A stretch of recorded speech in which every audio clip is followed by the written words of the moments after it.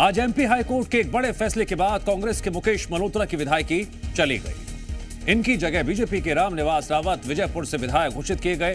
रावत ने विजयपुर विधानसभा उपचुनाव के लिए याचिका लगाकर उपचुनाव निरस्त करने की मांग की थी। आरोप था उस वक्त कांग्रेस प्रत्याशी रहे मुकेश मल्होत्रा ने नामांकन पत्र में और चुनावी शपथ पत्र में गलत और अधूरी जानकारी दी, जिस पर हाईकोर्ट ने विजयपुर उपचुनाव को शून्य घोषित कर दिया। इस फैसले को बीजेपी अपनी जीत मान रही है, लेकिन मामला यहां खत्म नहीं हुआ है। मुकेश मल्होत्रा के पास 15 दिन का वक्त है अपील करने के लिए, यानी अभी कानूनी पेच और भी है। तो आगे क्या क्या संभावनाएं बन सकती हैं, आज इसी पर करेंगे चर्चा। लेकिन पहले देखिए एक रिपोर्ट।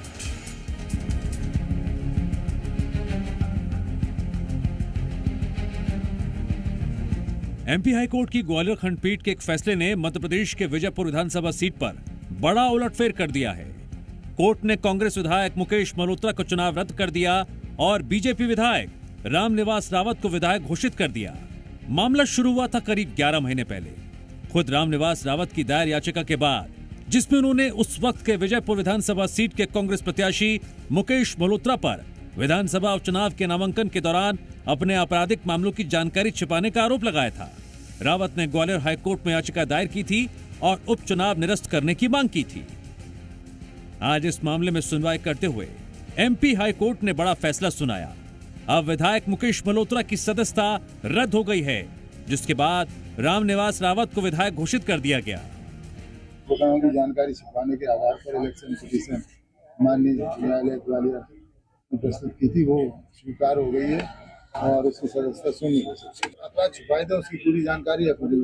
हाँ, हमें डिक्लेयर भी घोषित किया है, लेकिन उसको अभी अपील करने का समय दिया है। इनके द्वारा जो 4 क्रिमिनल केसेस थे उनकी जानकारी अपूर्ण दी गई और कुछ की जानकारी नहीं दी गई, जिसको माननीय उच्च न्यायालय द्वारा एक करप्ट प्रैक्टिस मानते हुए श्री मुकेश मल्होत्रा का चुनाव निरस्त किया है। और दूसरे नंबर पर श्री रामनिवास रावत जी थे, तो उनको विजय घोषित किया गया, वहां से एमएलए घोषित किया गया। मामला अभी यहाँ खत्म नहीं हुआ। महत्वपूर्ण बात यह है, कोर्ट ने मुकेश मल्होत्रा को अपील करने के लिए 15 दिन का वक्त दिया है। बीजेपी इसे बड़ी कानूनी जीत के रूप में देख रही है। वहीं कांग्रेस ने इस फैसले को लेकर समीक्षा करने की बात कही है। दूध का दूध और पानी का पानी हुआ है। हमारी कही बात ही सही हुई है। हम यही कह रहे थे कि कांग्रेस के उम्मीदवार आपराधिक चरित्र के हैं। उन्होंने अपने आवेदन में, अपने शपथ पत्र में इस बात को छुपाया है। वही बात कोर्ट में आज साबित हुई है। अंततः सत्य की जीत हुई है।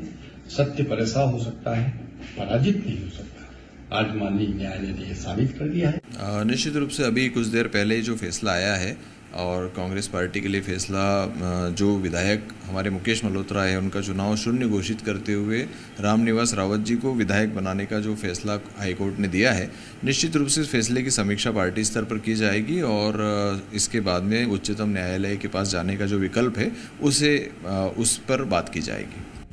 कोर्ट के आदेश के अनुसार जनप्रतिनिधियों को नामांकन पत्र के साथ एक एफिडेविट चुनाव लड़ने से पहले देना चाहिए, जिससे प्रत्याशियों के क्रिमिनल रिकॉर्ड की जानकारी मिल सके। आरोप था कांग्रेस प्रत्याशी मुकेश मल्होत्रा पर 4 क्रिमिनल केसेस थे, जिसकी उन्होंने अधूरी जानकारी दी थी और कुछ जानकारियां दी ही नहीं थी। इसे ही कोर्ट ने गलत प्रैक्टिस मानते हुए फैसला सुनाया। वोट पाने की रेस में दूसरे नंबर पर बीजेपी प्रत्याशी रामनिवास रावत थे, तो उनको विजय घोषित किया गया। फिलहाल इस मामले में अभी आगे और भी कानूनी कार्रवाई देखने को मिलेगी। ब्यूरो रिपोर्ट, जी मीडिया।